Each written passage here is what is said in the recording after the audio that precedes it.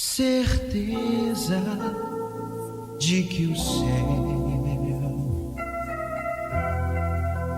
é como um sonho que nunca pude ter, que nenhum filme de Hollywood foi capaz de apresentar. Boa noite, irmãos. Saúdo vocês com a graça e a paz do nosso Senhor Jesus Cristo. Nós hoje vamos estudar o texto que está no livro do Apocalipse, capítulo 4, versos 1 a 11. Depois destas coisas, olhei, e eis que estava uma porta aberta no céu, e a primeira voz que eu vira, voz como de trombeta, falando comigo, disse: sobe aqui, e mostrar-te-ei as coisas que depois destas devem acontecer. Imediatamente fui arrebatado em espírito, e eis que um trono estava posto no céu, e um assentado sobre o trono, e aquele que estava assentado era, na aparência, semelhante a uma pedra de jaspe e sárdio, e havia ao redor do trono um arco-íris semelhante, na aparência, a esmeralda. Havia também ao redor do trono 24 tronos, e sobre os tronos via sentado 24 anciãos, vestidos de branco, e tinham nas suas cabeças coroas de ouro. E do trono saíam relâmpagos, e vozes e trovões, e diante do trono ardiam 7 lâmpadas de fogo, as quais são os 7 Espíritos de Deus. Também havia diante do trono, como que um mar de vidros semelhante ao cristal, e ao redor do trono, um ao meio de cada lado, 4 seres viventes, cheios de olhos por diante e por detrás. E o primeiro ser era semelhante a um leão, e o segundo ser semelhante a um touro. Tinha o terceiro ser o rosto como de homem, e o quarto ser era semelhante a uma águia voando. Os 4 seres viventes tinham, cada um, 6 asas, e ao redor e por dentro estavam cheios de olhos, e não tem descanso nem de noite, dizendo: Santo, Santo, Santo é o Senhor Deus, o Todo-Poderoso, aquele que era e que é e que há de vir. E sempre que os seres viventes davam glória e honra e ações de graças ao que estava sentado sobre o trono, ao que vive pelos séculos dos séculos, os 24 anciãos prostravam-se diante do que estava sentado sobre o trono e adoravam ao que vive pelos séculos dos séculos, e lançavam as suas coroas diante do trono, dizendo: digno és, Senhor, nosso e Deus nosso, de receber a glória e a honra e o poder, porque tu criaste todas as coisas, e por tua vontade existiram e foram criadas. Tem um filme de Hollywood que fez muito sucesso há coisa de 2 décadas atrás, que é chamado Homens de Preto. É uma ficção, comédia de ficção científica, baseado em uma revista em quadrinhos dos Estados Unidos. Essa revista de história em quadrinhos, que tinha como pano de fundo aquela conversa sobre seres extraterrestres, a pergunta sobre a vida no universo, se é realmente apenas a Terra que conserva pessoas, seres vivos. É uma discussão muito antiga, e essa revista em quadrinho, que também é muito antiga nos Estados Unidos, ela contava a história de uma instituição, né? É uma comédia, mas assim, a comédia, a ficção, a dramaturgia, as histórias em quadrinhos, elas sempre trazem um pouquinho do que o povo pensa, do que o povo especula, do que os cientistas estudam, né? Sempre pega um pouco, não considerando que seja verdade, mas é o que o povo é provocado a pensar. E aí essa instituição chamada Homens de Preto, que é situada no planeta Terra, nessa história em quadrinho, eles descobriram que no universo existe vida em outros planetas, e vidas muito perigosas, mundos com pessoas altamente perigosas, guerras entre planetas, guerras entre espécies diferentes, e essas espécies estariam vivendo na Terra conforme essa história em quadrinho. E aí esses homens de preto, eles têm um trabalho, né, um dever de proteger o planeta, de manter a ordem cósmica, a política, a paz entre as galáxias. Eles têm lá os seus recursos, seus poderes, sua ciência, né? E eles trabalham muito para manter a ordem nos planetas e na galáxia. E aí, aonde que eu quero chegar? Um personagem chamado Agente K, depois de trabalhar muitos e muitos anos nessa instituição, ele se senta ao lado do rapaz que havia recém-chegado à instituição dos Homens de Preto, e ele fala para ele assim: eu sinto muita saudade do tempo em que eu olhava para as estrelas e olhava para o céu e via apenas as estrelas, e via um véu, a beleza da natureza, que ele queria dizer em outras palavras, né? Mas ele não via só as estrelas naquele momento, porque ele sabia de coisas que as pessoas não sabiam. Ele via coisas que o mundo mal cogitava. Ele sabia que existia por trás daquele véu estrelado um terror, um problema, um perigo de destruição da própria galáxia, onde as raças e as espécies poderiam se lutar entre si, né? Então ele trabalhava muito para manter a ordem cósmica, e nesse momento ele é desligado dessa instituição com um dispositivo luminoso, onde faz com que ele esqueça de tudo. E aí ele se esquece do passado, se esquece que trabalhava nos Homens de Preto e volta à sua vida normal e começa a viver uma vida novamente de fantasia como as pessoas normais vivem. Ela começa a apreciar a natureza, volta para a família e curte a vida, e ele tira aquela realidade, porque a verdade para ele era muito pesada, era dolorosa, dava muito trabalho, e ele volta a ser feliz naquele dia. Nós estamos falando hoje sobre João, o apóstolo João, que estava na ilha de Patmos, onde o imperador Domiciano havia enviado ele para lá como prisioneiro, e nesse lugar ele tem uma visão. Ele passa a ver o universo, ele olha para o céu e vê uma coisa que as pessoas não veem. E ele vê algo assustador, tremendamente assustador, porém belo e atraente, empolgante. Ele vê a glória de Deus. O texto não dá riquezas de detalhe na imagem de Deus, naquele que está sentado no trono. Não dá riqueza de detalhe. Então não descreve a pessoa de Deus, porque ele é indescritível. Deus é indescritível. Mas ele dá detalhes sobre a glória desse Deus, o reflexo desse Deus, a luz que sai desse Deus. Então João começa a perceber aquilo e a voz fala ao seu coração, diz para ele: vem para cá, sobe. E ele sobe, e os olhos de João, ele transferem para a nossa mente, para o nosso raciocínio, elementos e tentam construir uma imagem que ele havia contemplado ali. Nós sabemos que os olhos não veem as coisas, não são os olhos que veem. O que vê é o cérebro. O olho, ele transmite a imagem espelhada para dentro do seu cérebro. O teu cérebro decodifica aquilo tudo e interpreta as formas, os estímulos, as sensações, as cores, a intensidade de luz e dá forma às coisas que você está vendo. E aí você compreende o que você está vendo. Então, aonde estão os olhos? Eles não estão aqui, eles estão aqui. Isso aqui é só uma câmera, entendeu? É só uma câmera. Pode fechar essa porta para mim, por favor? Isso aqui é uma câmera. Os olhos estão aqui. E é o que João está fazendo nessa descrição que nós lemos no capítulo 4 de Apocalipse, é nos emprestar a sua câmera. Como quem diz assim: Natan, você pode me emprestar a tua câmera? Me emprestar aquela câmera ali? E aí ele me empresta a câmera, eu ligo aqui e começo a ver as coisas que estão acontecendo através da câmera. Só que o que ele estava vendo era tão indescritível, tão tremendo, tão diferente de tudo que ele havia visto.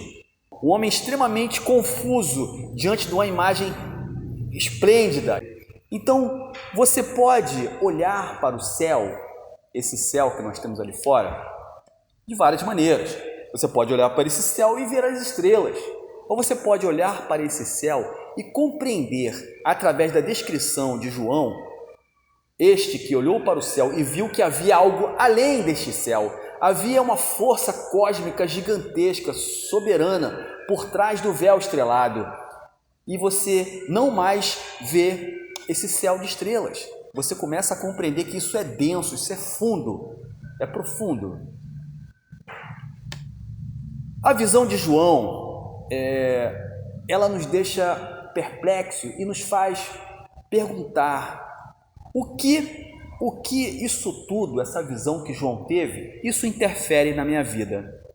Porque João havia visto o quê? A sala do trono, o lugar onde se controla o universo. E nessa cadeira de comando estava Deus. Mas eu preciso saber que a sala do trono, a sala de comando, essa sala que comanda todo o universo, ela tem toda a interferência na minha vida aqui na Terra. Porque esta sala, este trono, ele interfere nas coisas que eu como, na minha alimentação. Sim, as decisões que saem dessa sala vão interferir diretamente na minha maneira como me alimento. É verdade. Ela interfere na rotação do planeta Terra. As decisões que saem desse trono, elas interferem na produção de oxigênio da Terra. Alguns vão discutir de onde vem o oxigênio, vem dos oceanos que produz.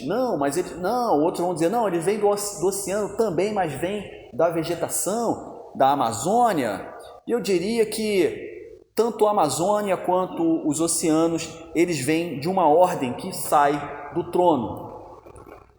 O que acontece nesta sala interfere diretamente no destino da humanidade, interfere no tempo da vida das pessoas, no nascimento, na esperança, porque esse lugar, Deus decide o que vem a existir. É desse lugar que Ele vai dizer o que vai existir e o que não vai existir. E alguém pode estar no hospital pensando, meu irmão, minha tia, meu amigo está com câncer. O que essa sala do trono interfere no ciclo diretamente da vida de quem está sofrendo? Por que o trono não toma decisões em favor da humanidade? Por quê? Muitas coisas nós não temos explicação. João descreve a sala de governo de Deus fazendo associações comparativas. Porque o ser humano, ele é comparativo por natureza.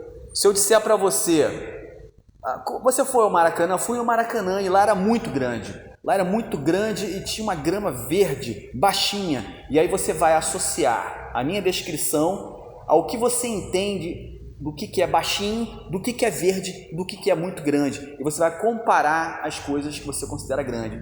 Se você tem na sua mente o maior lugar que você já foi o shopping, foi no Barra Shopping, aquilo para você é o referencial de grandeza, você vai imaginar o Maracanã mais ou menos do tamanho do Barra Shopping. Mas se você foi num lugar que é muito maior, fui no Mineirão, fui lá no estádio do Garrincha, Mané Garrincha, e você tem uma noção do que é um estádio de futebol, e você começa a imaginar, sim, agora entendi, é grande mesmo. Nós somos comparativos, por isso ele usa o tempo todo comparações. O texto cita comparações e nós já vamos falar sobre isso, nós já vamos responder algumas perguntas, porque a sala do trono toma decisões e elas interferem diretamente na nossa vida. O texto de Apocalipse, ele usa também muito chaves bíblicas que estão no Antigo Testamento. Você nós vamos falar algumas hoje, não muitas, porque senão vira um estudo bíblico que vocês vão se cansar. E ele também usa os elementos simbólicos e os significados. Apesar de usar elementos simbólicos, representativos, comparativos, era uma situação real, aquilo de fato estava acontecendo, não era imaginação. João realmente viveu aquilo, porque no verso 1, começando pelo verso 1, ele começa a dizer na sua carta, depois destas coisas, porque ele quis dizer, depois das 7 igrejas, Deus já havia falado, o próprio Cristo já havia falado a João sobre as 7 igrejas da Ásia. Nós estudamos as 7 igrejas do Apocalipse. Foi uma etapa, foi uma fase de informações que Cristo estava passando para João. E agora começa um novo ciclo de informações. Por isso ele diz, depois dessas coisas, uma porta se abre no céu, uma porta, as nuvens se afastam e aparece uma entrada, um portal, um caminho que te direciona, que te leva diretamente para esse lugar do trono, um lugar físico, porém abstrato, porém o João usa símbolos, elementos, entretanto ele estava ali, era real. Ouve-se uma voz como de trombeta falando comigo. A voz é de trombeta porque na época de João, primeiro século da era cristã, não tinha corneta, trombeta eletrônica, não tinha nada disso. Posso imaginar, agora volto ao ponto, dizer que eu também sou um ser comparativo, vou chamar isso de voz amplificada, uma voz que vem do céu de forma amplificada, como se fosse uma caixa de som. E disse: sobe aqui, mostrar-te-ei as coisas que depois destas devem acontecer. João então é arrebatado em espírito, o corpo fica na terra e o seu espírito flutua e sobe em direção ao trono de Deus. No verso 3, ele começa a falar da aparência de Deus, e aí ele vai falar de elementos que os homens conhecem. Ele fala assim: ele era semelhante à pedra de jaspe e de sárdio. Olha só, jaspe, era uma pedra muito valiosa na antiguidade. Hoje em dia, se você me der, toma aqui de presente uma pedra de jaspe, eu vou agradecer, realmente ela é muito bonita, dá para botar na estante, para enfeitar, mas não tem o valor como nessa época. Aí João traz uma conotação de valor a esse Deus, aquele que estava sentado no trono. Ele reluzia como a pedra de jaspe acesa, e naquela luz, naquele fogo todo, era a cor do jaspe e do sárdio que apareciam. No verso 3 e o 4, ele fala que esse ambiente ao redor do trono. Aí ele fala do arco-íris.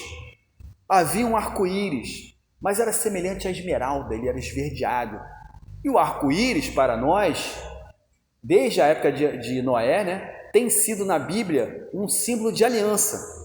O povo de hoje em dia usa a imagem do arco-íris para transmitir outras mensagens, mas o sentido original do arco-íris não significa outra coisa senão a aliança que Deus fez com a humanidade, de não mais destruir a humanidade. E fala de 24 tronos com 24 anciãos vestidos de branco e com coroa de ouro. Vamos falar primeiro das coroas de ouro. Eram anciãos de autoridade, de poder, de autoridade reconhecidos diante de Deus, estavam ali representados nesse elemento. O livro do Apocalipse, ele usa muito a questão simbólica dos números. Os números aparecem muitas vezes. Sempre, por exemplo, o número 7, ele aparece sempre associado à plenitude, completude, pleno, cheio. E aí o número 6, por exemplo, geralmente aparece ligado à pessoa da humanidade, do homem, da falhabilidade do homem, e também está associado ao anticristo, o homem do pecado.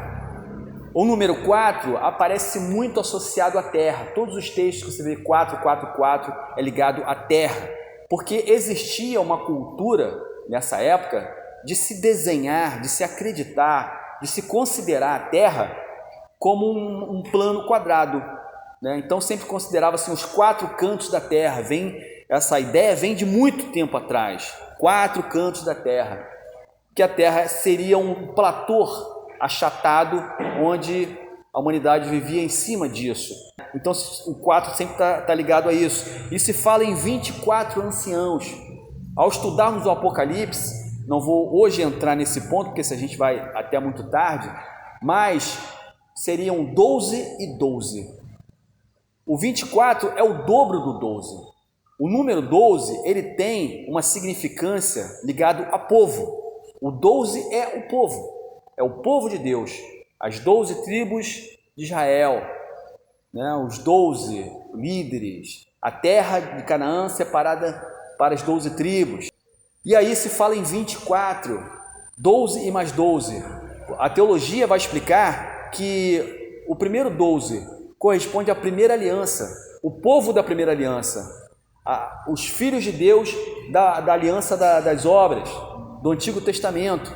E aí aparece mais 12, para o 24, seria a nova aliança a partir de Cristo, a igreja crescendo, avançando em direção aos gentios e unindo o outro povo, aqueles que Cristo iria buscar, aqueles que estavam afastados, aqueles que precisavam conhecer o Evangelho, aqueles que Cristo diz até os confins da terra, que também é povo de Deus, escolhido por Ele. E aí se junta o povo da antiga aliança, as 12 tribos de Israel, com o outro 12, que é o povo da nova aliança, o novo povo, reúne-se o quê? 24.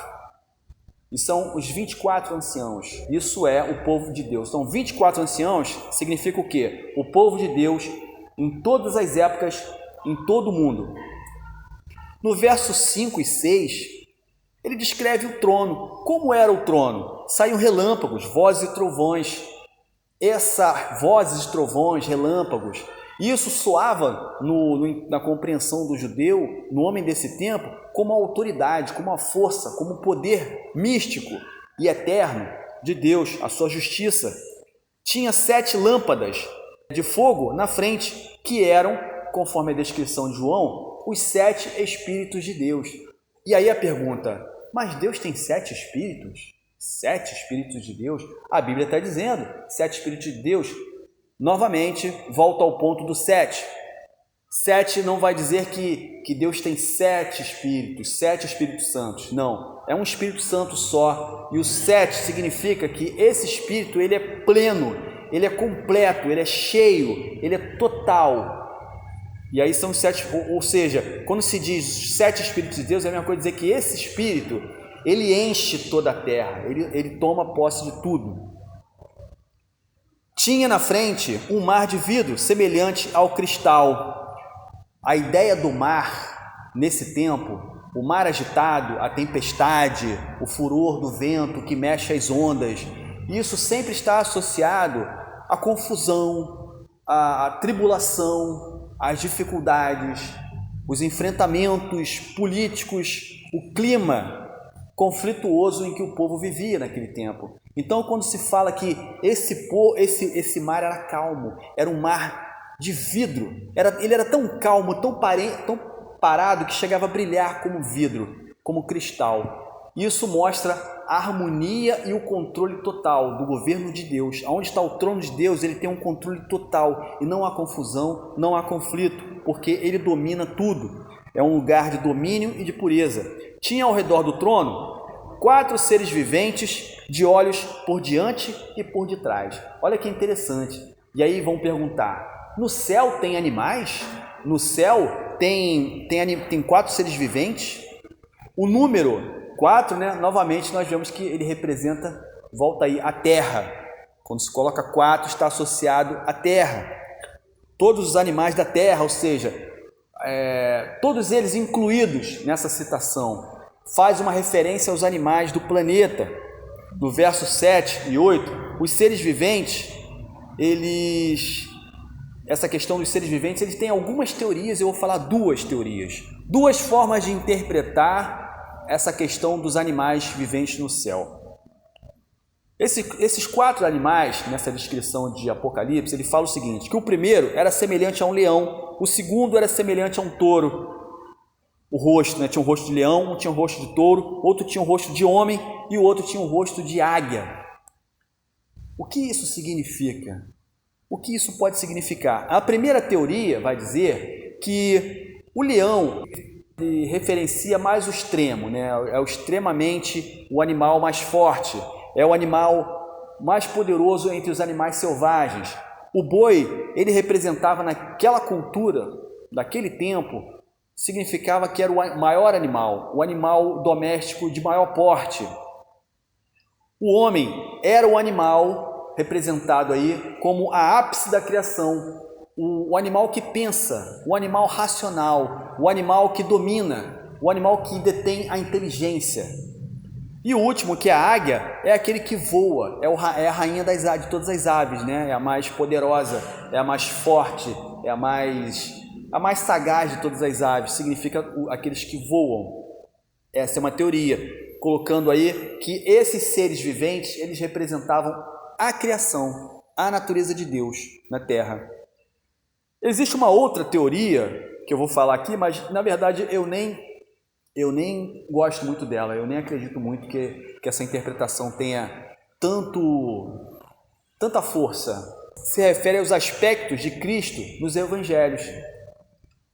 Mateus, né, esse teólogo ele coloca como sendo o leão, né? Mateus, que representa o leão da tribo de Judá, destaca o livro de Mateus, o leão da tribo de Judá. O livro de Marcos estaria destacando aí o boi, que é a figura do servo, aquele que serve. E Lucas seria o homem perfeito, a ápice da criação. E João seria a águia, aquele que desce e volta para as alturas. Esse texto de Apocalipse 4, ele traz algumas semelhanças muito interessantes com o livro de Ezequiel, por exemplo. O livro de Ezequiel, capítulo 1, verso de 1 a 14, também fala desses seres que tinham lá essas asas e tinham o rosto de leão, rosto de boi, rosto de homem e rosto de águia. Porque lá em Ezequiel, capítulo 1, verso de 1 a 14, diz que abriram os céus e ele teve a visão de Deus. E ele percebeu o que? O resplendor ao redor. E no meio dela havia uma coisa como cor de âmbar que saía do meio do fogo. Muito parecido com a visão do Apocalipse que João teve quando abre-se uma porta no céu. Lá em Ezequiel ele diz o seguinte: do meio dela saía a semelhança de 4 seres viventes. Olha só os seres viventes aparecendo novamente. Apareceu em Apocalipse e agora está aparecendo em Ezequiel, né, que foi escrito primeiro. Cada um tinha 4 rostos.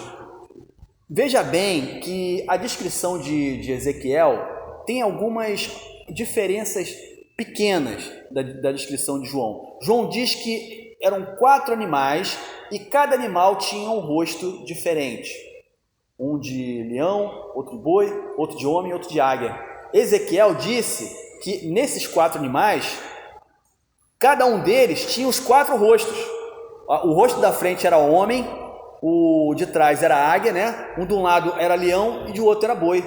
Ou seja, cada animal de Ezequiel tinha 4 rostos. Muito interessante. E ele fala que o pé desses seres era parecido com um cobre polido. Tinha mãos de homem debaixo de asas, dos 4 lados. Tinha rosto de homem. Do lado direito tinha rosto de leão e do lado esquerdo tinha rosto de boi e tinha rosto também de águia. O Ezequiel vai dizer que vai chamar esses 4 seres de querubim. Ou seja, já é uma classificação diferente de anjos. Em Isaías 6, de 1 a 4, ele descreve uma presença celestial muito parecida. Fala que o Senhor estava sentado sobre um alto e sublime trono, serafins estavam por cima dele, cada um tinha 6 asas. Vamos pensar aqui que Ezequiel fala de 4 asas. Já em Isaías fala de 6 asas. Em Apocalipse fala de 6 asas. É uma coisa para se estudar sobre anjos, né? Sobre classificação de anjos. E 2 cobriu o rosto, 2 cobriu os pés, cobriu o rosto em sinal de reverência, cobriam os pés em sinal de humildade, e com 2 voavam em obediência a Deus. Mas em todas essas visões, tanto em Ezequiel, quanto em Isaías, quanto em Apocalipse, eles clamavam dizendo: Santo, Santo, Santo é o Senhor dos Exércitos, toda a terra está cheia da sua glória.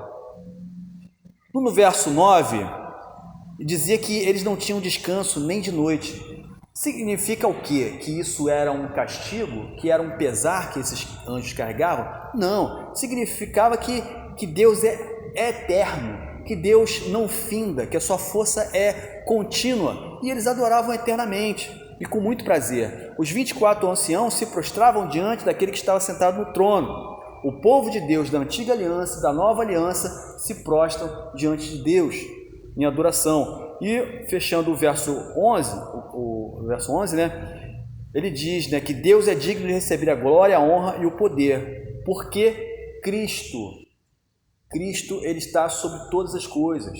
O Criador, ele fez toda a criação, ele fez todas as coisas. Tudo que foi criado veio de suas mãos e veio desse lugar, que é o seu trono. E aí, depois de nós descrevermos todos esses elementos comparativos, já caminhando para o final da nossa mensagem, você pode perguntar assim: eu preciso saber o que tudo isso tem a ver com a minha vida. Eu preciso saber de que forma tudo isso interfere no meu destino, na minha fé, nas minhas necessidades, nas doenças que as pessoas que eu conheço sofrem hoje. O que isso pode trazer de mudança para nós? A começar da nossa perspectiva de olhar a vida. que precisa ser eterna.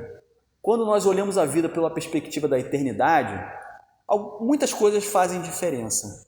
Aquele que está para morrer, aquele que está para partir desta terra, se ele chega a concluir que a sua existência finda ali, e tudo que ele construiu e viveu vai se perder, ser esquecido na linha da eternidade, e nunca mais se ouvirá seu nome, nunca mais seus olhos se abrirão, nunca mais ele vai respirar um ar em qualquer outro lugar que seja. Se pensa isso, pode trazer uma agonia, uma tristeza e uma pena e um pesar sobre a minha vida. Que pena! Eu gostei tanto de viver, eu aprendi tantas coisas, eu vivi tantas experiências, conheci tantas pessoas, e isso vai ficar para trás e nada vai se aproveitar. Isso é uma forma de pensar que exclui esse trono da graça, que exclui essa visão de João. E aí João, ele vivia uma crise, um momento de dor em que a igreja era muito perseguida, em que o Império Romano dominava, era um reino inimigo, o inimigo de Israel, que dominava e fazia sofrer a igreja. Uma situação em que ele lutava para pregar o nome de Jesus, espalhar o nome de Jesus para as pessoas ouvissem do amor de Deus, aquelas pessoas que sabiam que esse Deus havia morrido um dia, e eles precisavam acreditar que ele ressuscitou e um dia ele vai voltar. E João, diante desse trabalho todo, ele recebe um ânimo, uma força, um estímulo para continuar acreditando no que ele acreditava e crendo que sua vida não vai se findar ali, porque ele não vai viver 100, 90 anos, ele vai viver eternamente. Por que eu posso crer nisso? Porque eu estou vendo o trono da graça, estou vendo o trono que comanda todo o universo, estou vendo a glória de Deus.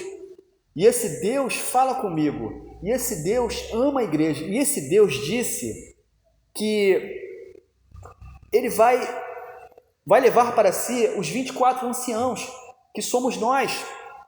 Nós fazemos parte dessa representação dos 24 anciãos. Estamos incluídos nessa visão. Estamos ali, fazemos parte daquela visão. E também os povos da antiga aliança também estão incluídos nessa visão. Diante da visão de João, que me emprestou os seus olhos e o meu cérebro agora consegue enxergar, eu consigo ver um futuro de esperança para mim. Consigo compreender que, ainda que eu tenha uma doença mortal, eu não vou deixar de existir, porque meus olhos vão se fechar e depois vão se abrir e eu vou ver Deus. E eu vou viver num lugar melhor. Nesse lugar onde é a morada de Deus, Ele é o sol, Ele é a luz e Ele é a vida. E ali existe harmonia, porque João viu um mar de cristal. E esse lugar existe paz, porque havia um mar de cristal ali.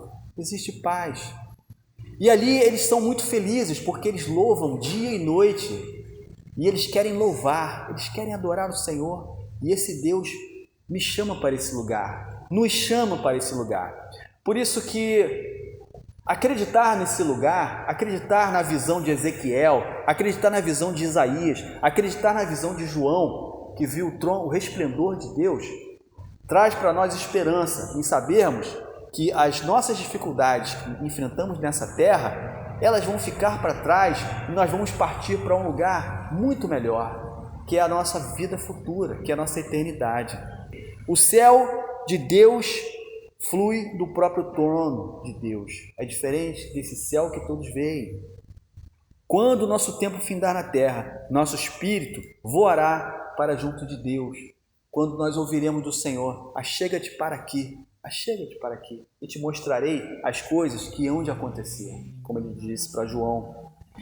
Hoje nós temos uma visão comparativa da visão de João, mas quando nós estivermos diante de Deus, nós teremos a visão real de como Ele é, saberemos como Ele é de fato, e viveremos eternamente com o Senhor. Amém. Que nenhum filme de Hollywood foi capaz de apresentar, porque o céu é perfeito demais pra ser imagem